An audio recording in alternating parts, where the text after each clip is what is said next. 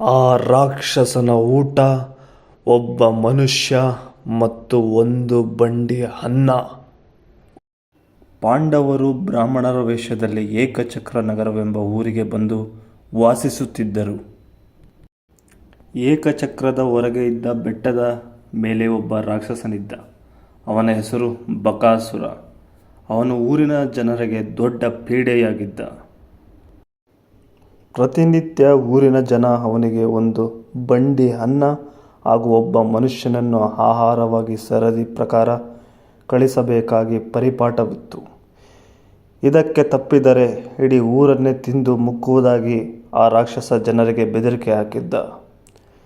ಎಷ್ಟೋ ದಿನಗಳಿಂದ ಇದು ನಡೆದುಕೊಂಡು ಬಂದಿತ್ತು.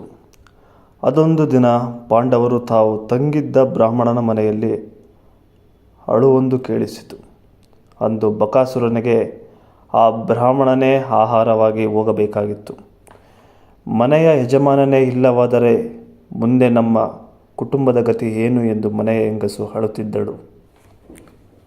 ಆಗ ಅಲ್ಲಿಗೆ ಬಂದ ಪಾಂಡವರ ತಾಯಿ ಕುಂತಿ ಅಳುತ್ತಿದ್ದ ಹೆಂಗಸಿಗೆ ಸಮಾಧಾನ ಹೇಳಿ, ಅಯ್ಯ, ನನಗೆ 5 ಮಕ್ಕಳಿದ್ದಾರೆ.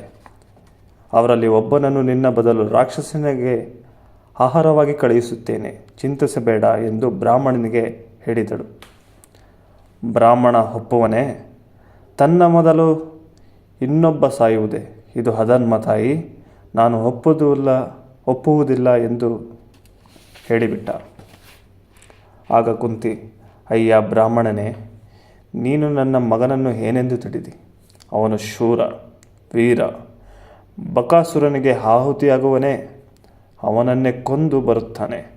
ಇದರಿಂದ ನಿನಗೂ ಈ ಊರಿಗೂ ನೆಮ್ಮದಿಯಾಗುತ್ತದೆ ಎಂದಳು. ಬ್ರಾಹ್ಮಣನು ಕುಂತಿಯ ಮಾತಿಗೆ ಒಪ್ಪಿದ.